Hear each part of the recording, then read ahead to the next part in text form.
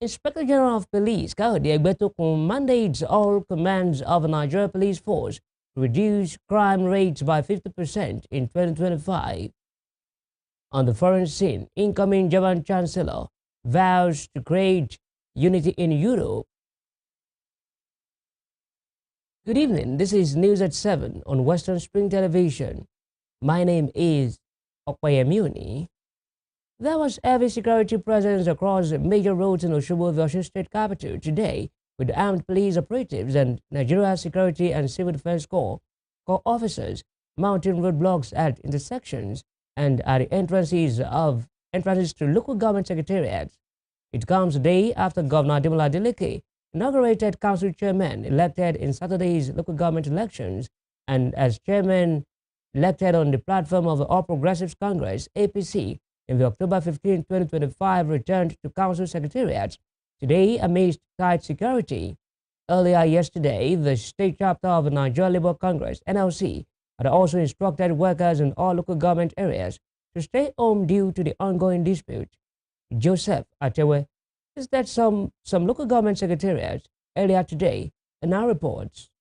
Security personnel were seen mounting roadblocks on major roads in Osogbo as early as 8 a.m., even after the local government election, which was held in the state on Saturday. The security personnel in the wee hours of the day began stopping and searching vehicles at roadblocks and places close to different secretariats. Occupants of vehicles were questioned, while residents were made to walk a distance. Bike riders were also asked to come down from their bikes and push it through the roadblocks before they were allowed to leave. At the Olonda local government secretariat, members of the APC, led by their chairman, Honorable Adekunle Ikudaisi, were seen rejoicing.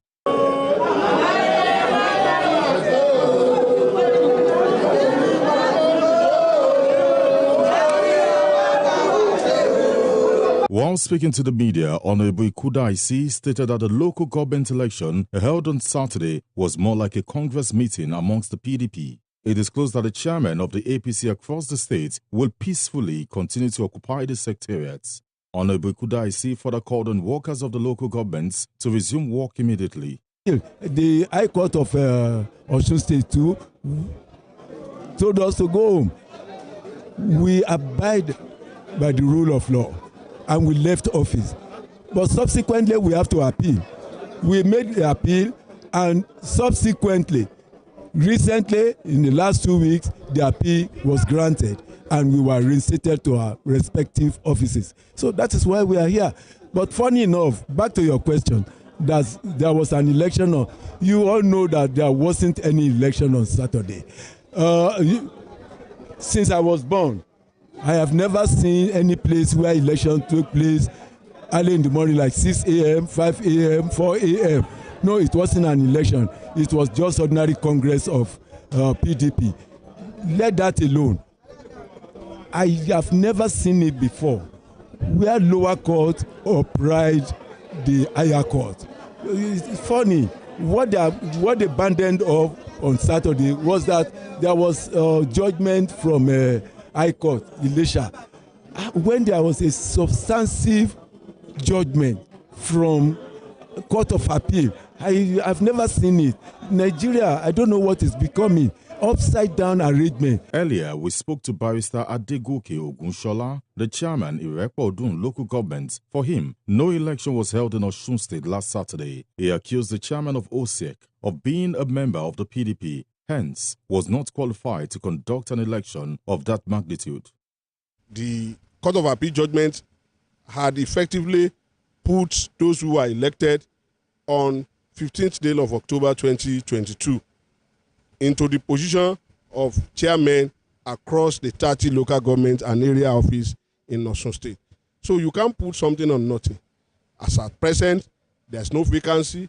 As at the time the judgment was given, there was no vacancy. And after that, we have been restored back to our office. So there was no election on Saturday. On the spot, Honorable Sharafaddin Awotunde, the chairman, Ifelodun local government, described the election as free and fair, while also stating that the election was backed by the High Court judgment in Osun State. The entire people of Osun State, they troop out en masse to cast their vote. That means they exercise their civic right. The election was backed by High Court in Osun State. That one, nobody can dispute it. If you see any set of people in any of the council in Osun State today, it means they don't follow rule of law, and we are peace-loving. Honorable Awotunde added that members of the APC who occupy different sectors today are not following the rule of law. He said the PDP will ensure there are no confrontations and bloodshed, but when the time is right, members of the APC won't be told before they willingly vacate the council. This is not Banana Island. This is not Banana Republic. This is not Burundi, whereby they be having conflict today, next tomorrow. No. Nobody will tell them before they vacate the office, because they know that no law, no rule, constitutionally, their occupation over there is illegal. You would recall that Governor Ademola Adeleke yesterday directed chairmen and councillors elected in the Saturday local government election not to resume yet at their various council areas. The governor said the admonition was given to prevent a clash with members of the APC who have now occupied the local government secretariats. I assure Mr. President of our commitment to the rule of law and the Constitution for conflict resolution of and governance process. Finally, I urge you and your councillors to please stay away from the council secretariat to avoid any clash with those whom the police had aided. PDP won all the 30 local government areas and 332 wards in the election held on Saturday. The build-up to the election was marred by violence, controversies and litigations as sacked APC chairpersons sought to return to their offices on the basis of a court ruling. The PDP claimed that the February 10 judgment of a court of appeal in Akure, Ondo State did not reinstate the sacked chairpersons and councillors elected in 2022, while the APC insisted it did. In a statement, APC national spokesperson Felix Moka said Saturday's election was a disgraceful sham, illegal and unconstitutional. Moka described the poll as a wanton disregard for the rule of law and the subsisting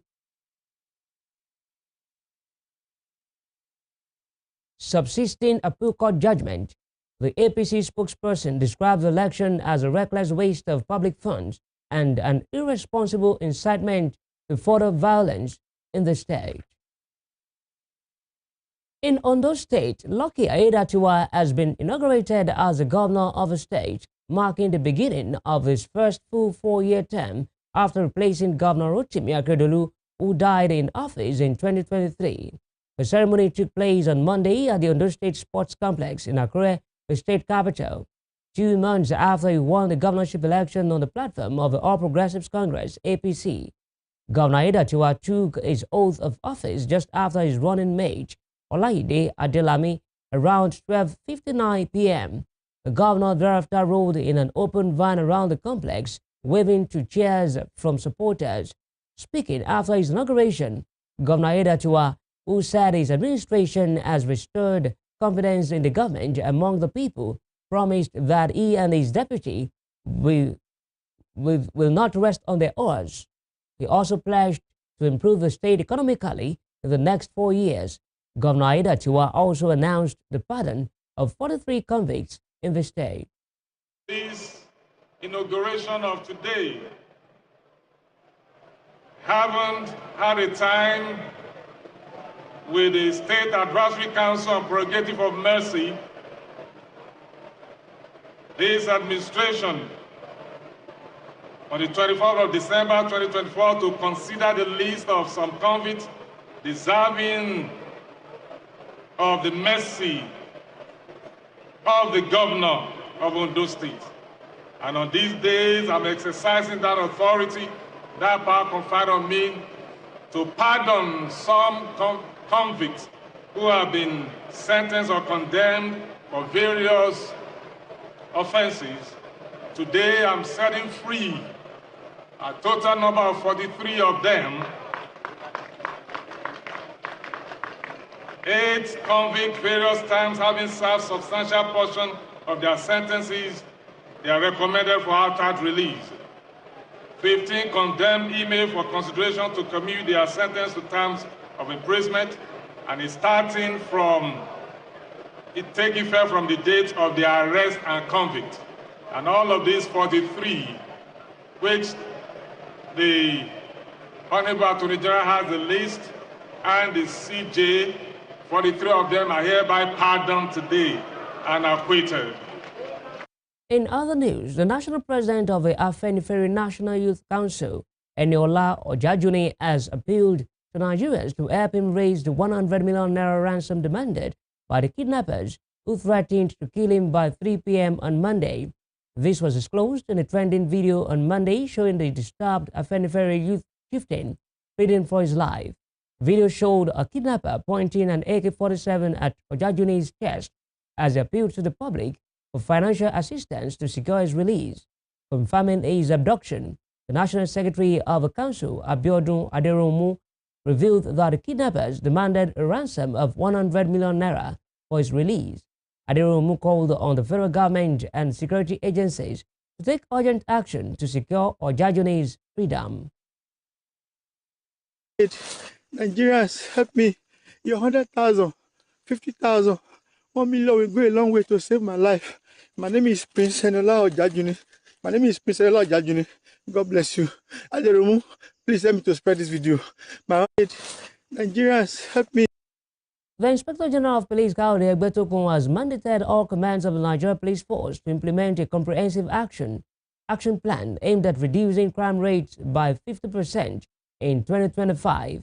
He gave this charge at the opening of the 5th edition of the annual conference and retreat for senior police officers in Abeokuta, Osun State. The theme of the 2025 conference is improving Nigeria's internal security and economic prosperity through inclusive policing. IGP Egbetokun noted that the theme is in line with President Bola Tinubu's security vision and underscores the determination of the police force to cultivate a police force that is professionally competent, intelligence-driven, and equipped to confront emerging threats proactively.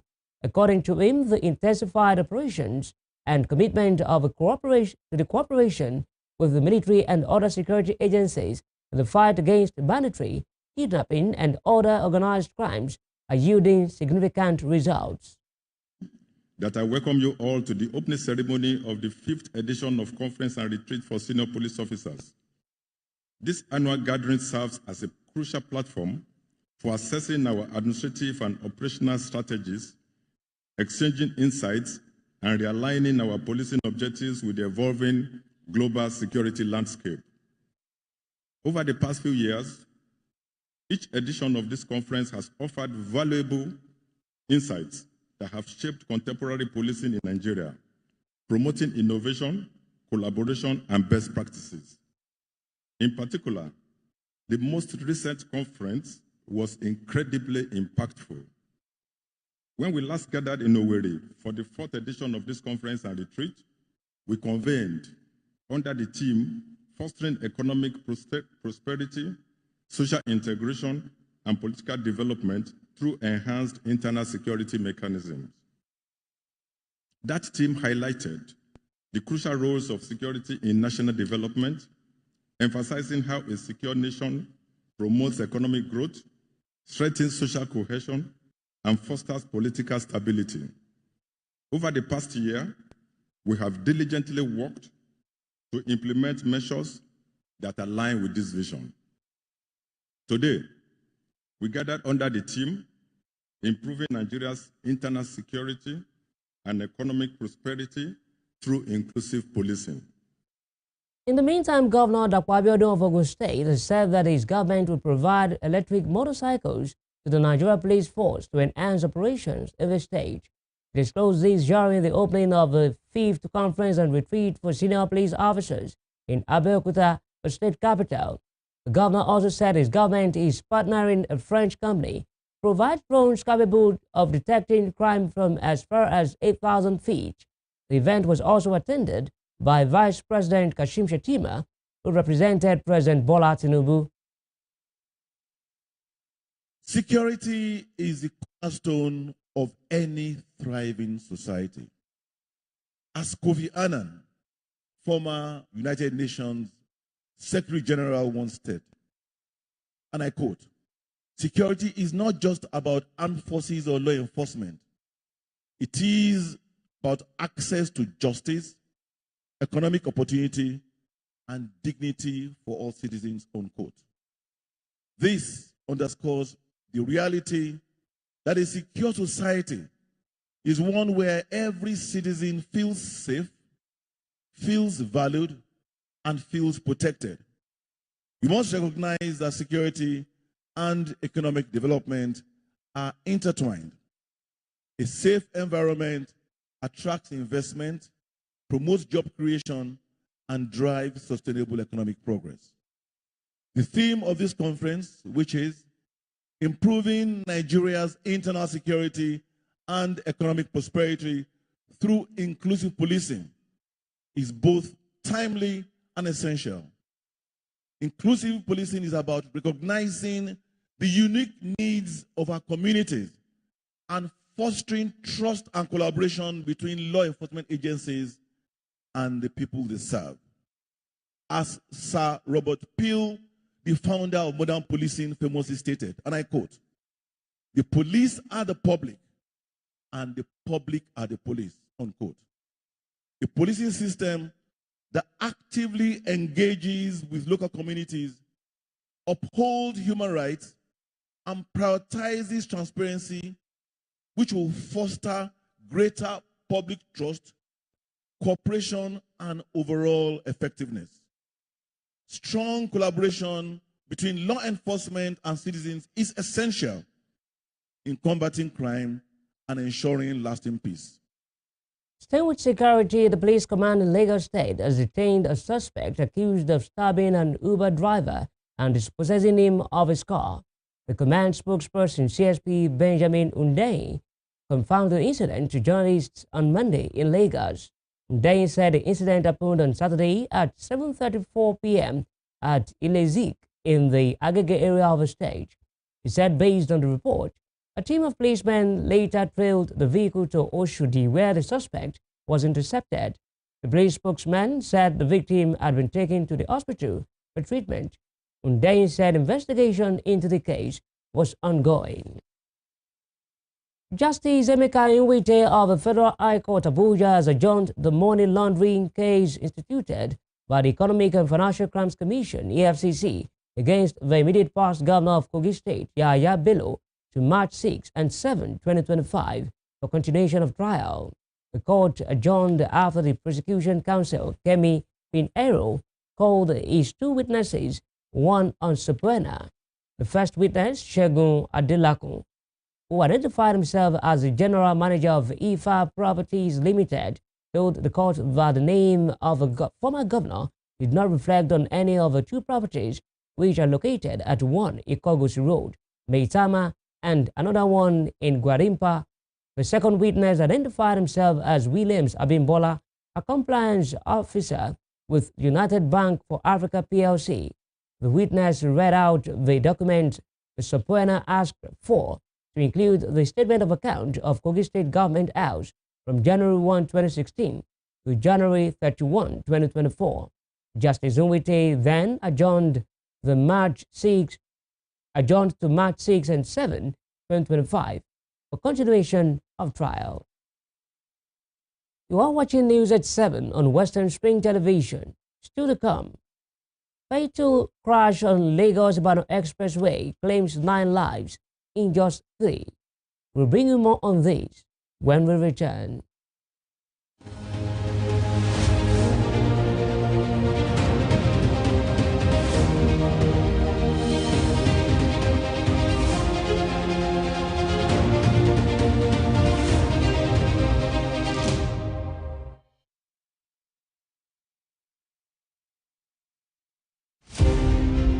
Born Jeremiah Oyeni Obafemi on March 6, 1909.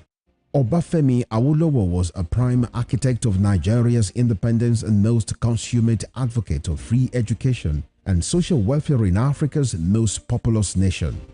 Erudite politician, thinker and philosopher, Awo was fondly addressed by associates and political colleagues brought his unique attributes to bear on governance in the defunct Western region. He administered as leader of government business and the premier between 1955 and 1958. Obafemi Awolowo's premiership witnessed pioneering in multi-sector